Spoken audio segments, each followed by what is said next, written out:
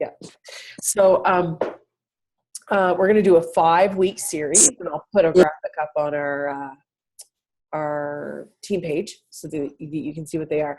I did ask if anybody had any ideas for training. So before I put a graphic up, I'll just ask one more time on the team page in case I'm not covering off the topics that you guys really need and want. But they are topics that I know that I've talked to all of you guys about at one time or another in the last, let's say, 3 weeks to a month. So I think they're relevant and useful, but there might be something I've missed. So please feel free to comment below, and I'll just put that out there for you guys now. And then after the Zoom's over, I'll just post that. So I do have a PowerPoint. I like sticking to a script so that you can all see kind of what I'm talking about. And I will post this to the team page after. But if you want to make extra notes, go ahead. I'm a note taker. Like every time I watch something, if somebody else is doing a training, even if they record it, I always make notes because that's just kind of the way that I learn. So feel free to make notes or do whatever you've got to do. So I'm just going to share my screen. And there, I can even see people tonight. Yay. Now let's see if I can still see when I start the slideshow. Oh, I can. So this says cost objections, overcoming. Oh, hey, as long as Sean, can you please turn your sound off or your microphone off? Thank you. All right, sorry guys. Cost objections, so overcoming them and stopping them before they start. That's what we all want to do, and hopefully some of these tools tonight will help you guys with that. I didn't run into this very much at the very, very beginning. It seemed like maybe I don't know, probably like 6 weeks after I started, that's when I really started to run into cost objections, and that's just my particular experience. So I know that we all know what they are, but maybe it's important to kind of go over what they are. So someone's questioning the price of what it is that you're sharing with them. But if people are reaching out to you, or if you're talking to people and the conversation keeps going, it is a buying signal. They are ready to keep going. They might just need either some extra convincing, or they may need to hear the right words that resonate with them. So a lot of people go price shopping. I've heard you guys tell me that, they've talked to somebody with Isogenics and they've talked to somebody with Arbonne. I've never had anyone blatantly tell me that they're doing that. I'm sure they are. But people will go price shopping because they don't realize that they're really looking for value. Value meaning service, but also just the quality of the product, right? And to some people, if they're looking for weight loss, man, they just don't care. Like they're going to look around until they find the cost and the right words that they're looking for. And I think that's the key. The key isn't really the cost, because if people go to Isogenics instead of Plexus, I think it's the words. Because, sorry, I'm recording this Zoom and somebody's going to hear it. Sorry.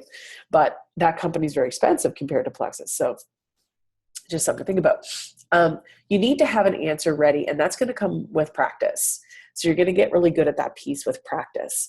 And I find sometimes I'm so much better at letting stuff roll off my tongue than others. I'm sure you would agree with that. A lot of it probably just has to do with like how present you are. It has to do with whether or not you get to talk to the person in person, or maybe you're better with messages than you are face to face. So that's all dependent on that piece. And it really is a human instinct to try and get a better price. You all do it. I'm sure you do. I'm sure that when you go shopping, you're not looking to spend the most money you can for that sweater that you were looking at. And for some people, health supplements is the same thing. So people are going to be shopping around and trying to find the best price. And I didn't say this at the beginning, but I usually do. If you guys have anything you want to hear about that I'm not saying anything about, could you please let me know? Or if you have a question or you want to interject with something that I'm not making sense about, don't be shy. So, points to be covered in the presentation tonight. So the most common cost objections, and I can't wait to hear what you guys have to say about this, because you may have come across ones that, I'm not talking about. How to hear what people are saying and how to know what to answer with. Eliminating the cost objection before anyone ever even asks you for a price. Comparing daily cost versus monthly cost, actually saving money with Plexus, sharing the products with friends to reduce or eliminate the cost. And finally, value-added services that Plexus has that other companies may not have. So cost objections, the most commonly stated ones. It costs too much, right? We all hear that one. I need to ask my partner is another one that we hear a lot. And skepticism of the products themselves, but they're intrigued because you see, as you know, this is a relationship thing. And I'm going to say that a lot tonight because that ties in a lot to the outcome of whether or not someone signs with you or becomes your customer. People trust you. And you've heard people say this, those of you who went to Super Saturday heard this, and if you've attended other trainings, you've heard this.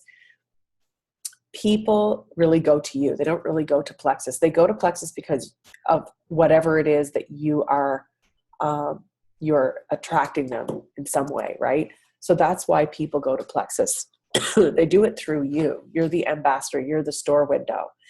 So they are intrigued by your experience, whatever that is. Or maybe it's just by your excitement or your branding. And that's why that presence on social media is so important. So in the bottom of this slide, just in smaller text, I put, some people just aren't going to jump on at the beginning. Don't worry about it. Try not to be emotionally attached to the outcome. You've heard that a lot. And sometimes that's really hard to do. And people who have an emotional roller coaster with this have a harder time. You can't be on a roller coaster. You have to try really hard not to be emotionally attached. And I want to give you a story whereby I was emotionally attached and shouldn't have been, but I was not ready to not be emotionally attached until this happened. So I got some bad news from an ambassador. They decided, you know what, this isn't for me. These products don't work. This is bularkey, whatever, or malarkey, sorry. Anyway, so she sent me this long message. And I was really disappointed. It was one of the first times that it happened to me. And I was really disappointed because the day before they were all in, and then all of a sudden they weren't all in. And they had seemed excited about doing the business piece as well. So I jumped on the horn with my upline and literally a phone call. And they were like, yeah, well, that happens. And I'm thinking, why aren't you as upset about this as I am? Like, this is a big deal. But they just weren't upset about it because they had experience and that they knew that it happens and it just does. So that's a different kind of outcome. Okay. Like, this was somebody jumping off my team, not me trying to get somebody on my team, but same situation. I was emotionally attached. I see somebody has a hand up. I'm sorry. Go ahead and speak. No, nobody does. Nobody that I can see. You guys mind if I stop this share for a second? I have my hand up. Are you Stacy? Stacy has her hand up. Maybe she doesn't really have a question. Hang on. Hey, Stacy. Did you want to ask something? No? Okay. I'll keep going. Sorry, guys. There we go. So remember, some people just aren't going to jump on at the beginning, and that's okay. Can you guys see the PowerPoint now? Yes? Okay. So cost objections, yikes. So the first time you hear someone say, well, man, this stuff is expensive, or that's a lot of money. And are you serious? That's in US funds? So those are the kinds of things that you hear about when you hear cost. So what do you say to people, and how do you do it without ticking people off or rubbing them the wrong way or appearing to be salesy? So guys, we are in the business of building relationships, and we need to listen to what people say. Allow space to happen. It's exciting to us. We want everybody to have what we have, okay? But the thing is that we have to take people's needs into consideration. And that means, when I say space, I mean allow a little bit of a beat to happen in the conversation. So somebody's asking you a question or they're making a statement, just allow that time to rest. The sharing part of Plexus really isn't a gimmick. we do truly share what we love, but we also have to listen. So people are engaged in conversation with you because they are interested and because they trust you. And what you do next will influence the outcome for most people. Some may not yet be ready, but most people are ready. That's why you're still having a conversation with them. So I think this is probably the go-to that I use the most when people are talking to me about money specifically, and not the husband-wife thing, not the other stuff, but to eliminate cost objections before they even start to object. One of the things that I started asking people after figuring out what their health goals are, before they ever have an opportunity to ask me what it costs, I ask them what they're already spending their money on every month so that we can get to the cost, because I know they really want to talk about it. And that's what I say. I say, listen, so now we're going to move on, at the end of the day, this is going to cost money, right? So let's talk about that. Let's talk about your spending habits right now with things that you may not need, like consumables that may not be necessary, like junk food, other health supplements that maybe aren't doing you any good, or healthy food that you end up chucking away because you're just not getting to it because your intentions are good, but your blood sugars are all out of whack and you're craving all the other stuff. Maybe you have a gym membership that you're not using. Let's talk about those things. And I have that conversation with people, and I ask them to write down what they can think of off the top of their head. Most people end up resonating with this. Some people will object to it. And truly, maybe for some people, none of these things are true. Sometimes people object to it because they don't want to admit it. And that's on them. Okay. But I think that there's a way to do this piece really well with people. You wouldn't ask somebody that the minute they reached out to you and said, what is Plexus? This would be a few messages back and forth. You've already established what the products would be for them. If you have somebody that asks you right out of the gate before you even have a chance to do this, then we're going to talk about that coming right up next. But if you've got someone who hasn't yet talked to you about cost and you've just talked product, get to it before they do. I have found this to work really well for me. So feel, felt, found. This is a something that lots of people who sell products use. It's not a Plexus thing. You can Google it. There's books on it. Lots of network marketers use it. Because we're relationship builders, feelings are really important. So I've talked about listening already like 3 or 4 times, but really listen to your potential and answer to their furthered objections if they have them. Okay. So relate to what they're saying in honesty as it applies to you. So this is what I have said to people before. And this could apply to somebody who, even after you've presented, you've gotten to the price point before they have it, you've gotten to the price objection before they even get there, they still might object, right? So this could apply to them, or it could apply to somebody who comes out with, okay, what's this going to set me back? I heard this is really expensive. So I hear what you're saying. I felt that way at first too. I kept coming back to the idea of how to save, how to get the best prices, because the sponsor that I was talking to laid it all out for me and gave me all of my options. So my sponsor told me about how I could make extra money off my own purchases, and that by getting some friends to join me, I could actually get my products paid for free or more, or I could, grow my business. So those are some ways that you can deal with cost objection. The feel, felt, found. So you're taking their feelings into consideration. You felt that way too, and you found a way to get the products that you wanted to get in a way that you could live with. Okay, so you're feeling the same way. You hear their feelings. You felt that way too, and then you found your way to the products the way that you wanted to get them. Okay. Value.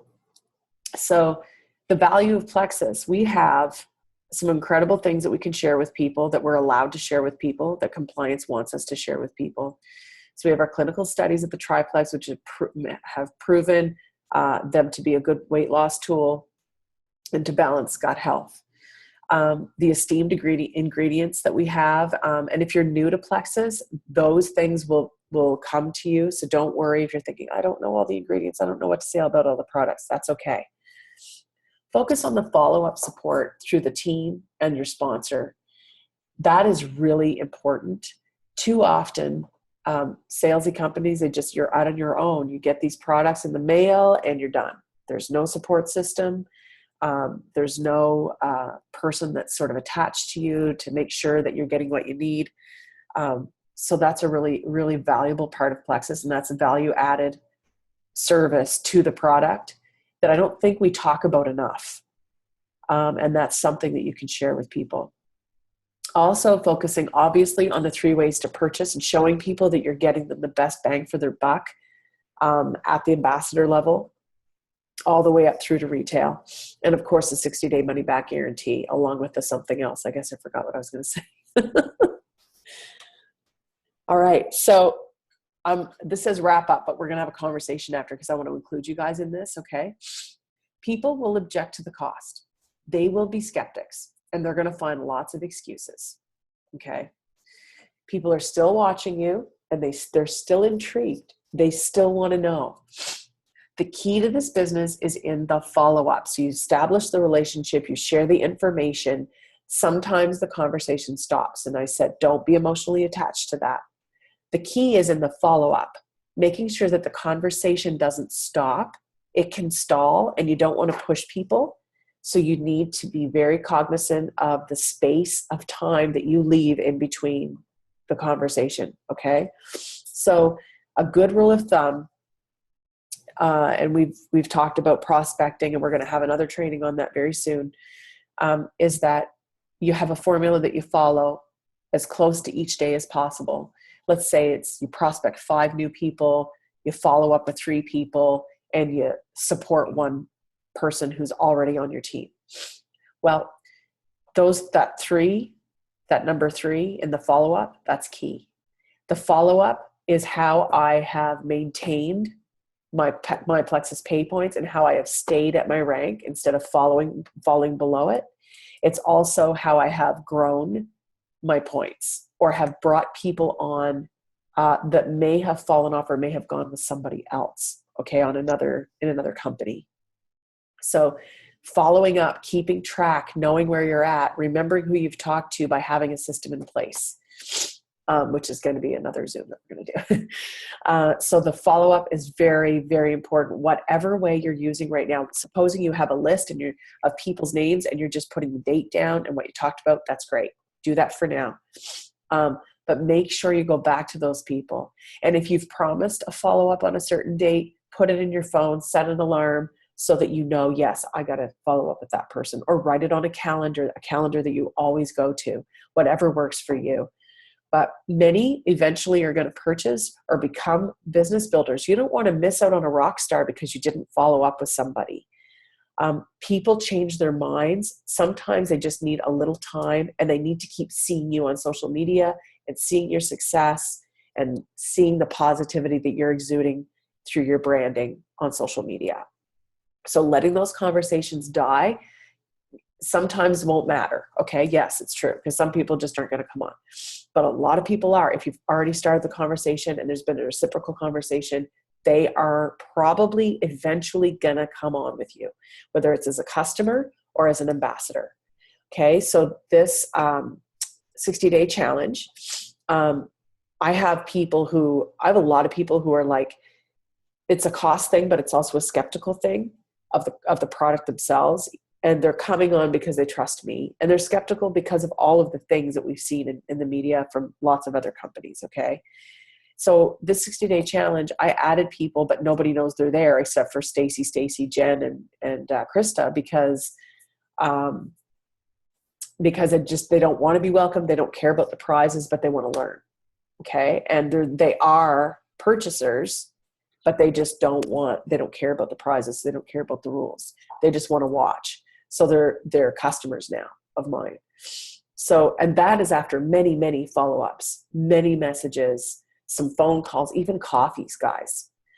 So I think, when you hear other ambassadors say the follow-up, the key is in the follow-up, whether it's Plexus or any other network marketing company. It's very true. And often you're having to follow up because of the cost objection. So just keep that in mind, guys. Okay. Then you have your silent objectors. The silent objectors are the ones who never like and never comment on anything, but they're objecting to themselves. They're closet objectors.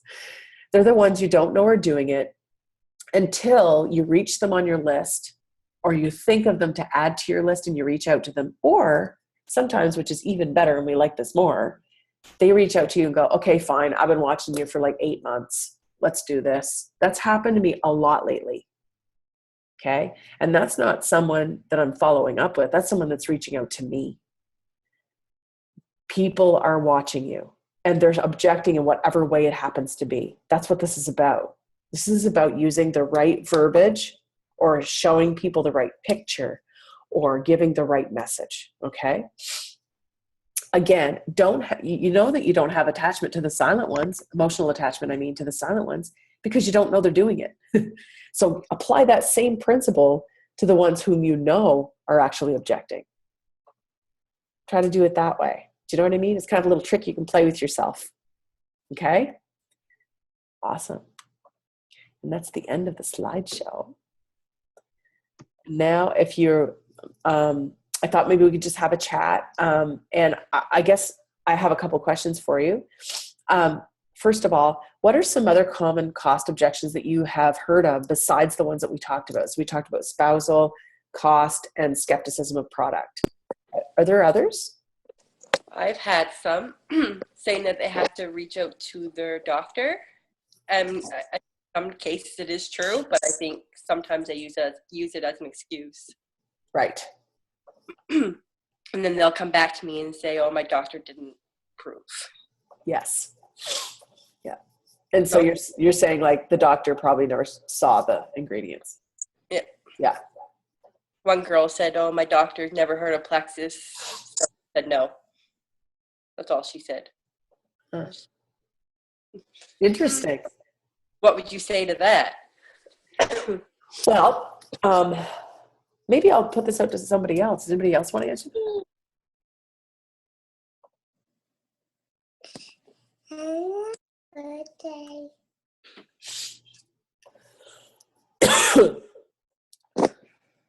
Nope. Nobody wants to answer that. Julie, I think. You want to give it a go? Or Paul? Yeah, I think I would just kind of let them just like, you know what? That's fine. Can I check back with you in a few months and just mark them down? Get back to them in a few months. I mean, that's a doctor's an ultimate excuse, if you want my opinion. It's like checking with your wife or your spouse. Like those are just ways out, right? That's right. Sarah. Okay. Sorry. Yes, I would agree that for some people, especially if they're really direct and you can tell that they're like this, sure. Another thing that if somebody said to me, my doctor said, or because my doctor said that he or she has never heard of Plexus, then, I can't go with Plexus. My argument would be, and it would depend on the person, it would depend on my relationship with that person. Always, see, back to relationships. If that was someone I was really comfortable with, okay, my response would probably say, do you know every single pharmaceutical company in the world? Or do you think your doctor knows every pharmaceutical company in the world? I would be that blunt with somebody I was very like, okay, let's say it was Julie, for example. Obviously, I'm really blunt with Julie. I'm very comfortable with Julie. I almost kicked her off my Zoom. I would say that to Julie. Would I say that to somebody from Prince Edward Island that liked my post about I'm coming to Prince Edward Island? No. So for me, it's situational as to exactly how I would deal with that. Another way that I might deal with that is to say, I hear what you're saying. Just to let you know, Plexus is new to Canada. But it's changing people's lives. And, and then I would further to it what Paul said, if you don't mind, I'd like to reach out to you in a couple of months and see how you're feeling about things then. Maybe your doctor would have heard about it by then. Yeah. And I also would ask permission to send them the ingredients on the products. I did do. Okay. She Perfect. said she showed her doctor, but I still don't believe it. Yeah. And two, sometimes I hear what you're saying. Sometimes people take stuff to their doctor and their doctor dismisses it because their doctor maybe isn't in the same mindset as another doctor who might think, listen, whatever is going to work for my patient, that's what I want for my patient. Some doctors aren't in that mindset. They're in the mindset that, of pharmaceutical drugs and prescription meds. Well, they get paid per prescription, right? So. And conversation, you don't always know. The person that's going to use that as an excuse for cost objection after the fact, you don't know. But anytime I'm having a conversation with someone and it gets to, I got to check with my doctor or my pharmacist or whatever, I always say, this is great. I'm going to send you a list of ingredients. And what I'm really going to encourage you to do is the ingredients to your pharmacist or your doctor and not mention a company name. Right? And just hand the ingredients to them and see what they say about the ingredients. And it's not really and no one's ever challenged me on that because I've been even ready for that's kind of deceiving them and stuff. And no one's ever even said this, oh, that's a good idea. Like people agree with me that this is a good idea. Because really that helps them to see that, we stand by these ingredients and we support you going to your medical professionals and, you need to do this for your own health. And this is a way you can go ahead and get the best answer that you can. Is there anything in this product? Plus, I find that when I send the ingredients to people and they see that it literally is all the ingredients, that they're like, oh, well, yeah. And it creates some of the belief in the product that you can start building before they start taking the product. Anyway, I find that really valuable to suggest to them. You can do all your due diligence that you want. You're not going to get everybody all the time. So you got to, that's right. You got to give people their space and you know what, can I contact you in a few months? If they say no, then. And I think that's exactly. It's a really good way to go about it because it gives them the opportunity to change their mind or their strategy or their tactic after the fact. So yeah, no, it's good. And they're probably still they're going to watch you even more than ever. Right. They might. Or watch your posts or what you're posting. So, yeah. And anyway, if you're keeping track of following up, and let's say you look at your list, okay, and you're like, oh, I have to follow up with so-and-so now. And it's the so-and-so that said, it's the few months later. Okay. And so you're going to go follow up with that person. You probably, when you go to follow up with them, you're probably just going to check in and say, hey, how's it going? Right. You're not going to go straight to Plexus too. That's the other thing is that if it's somebody who is highly skeptical or has really dug their heels in, then that's, you're going to start relationships, listening to people. I think that's really important. And, some people will just give you, oh, great, the kids are great, whatever. And you may not feel an in at that time, and that's okay. You can do it again later. Yeah. Some people need more time than other people. Some people are all-inners. They're jumpers. They're risk takers. And that's how they do everything. They're all in or they're not in at all. And some people are really timid and they just need, not timid personality-wise, but just in how they do their business, how they treat their bodies, how they spend their money, how they, yeah. You always, when they say, well, my doctor says it's not good, we can say, what did your dentist say? Sorry, I'm thinking of a bad joke. And the thing is, I actually haven't had anybody's doctor say no to Plexus unless it was going to interact with a med. And this would be somebody with a lot of severe issues who would have taken all their you know, the ingredients with them and their bag of meds to the pharmacist, for example, or to their doctor. And that's the extreme situation. Other than that, I haven't had that problem where people authentically took the ingredients to the professional, right? I had it. It's funny. She bought Slim from me, and she took it to a pharmacist. She didn't want to take it until she talked to her pharmacist.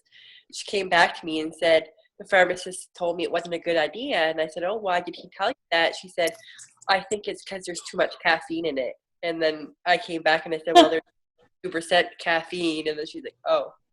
So Interesting. it was completely, I don't know. I heard that this week too from somebody. They said there was too much caffeine. It's like no caffeine in it. Well, there's a huge hype right now, guys, right, about the green coffee bean extract and green tea. Have you been reading about that in the media at all? Yeah. So there's a lady actually in Nova Scotia who I'm just gonna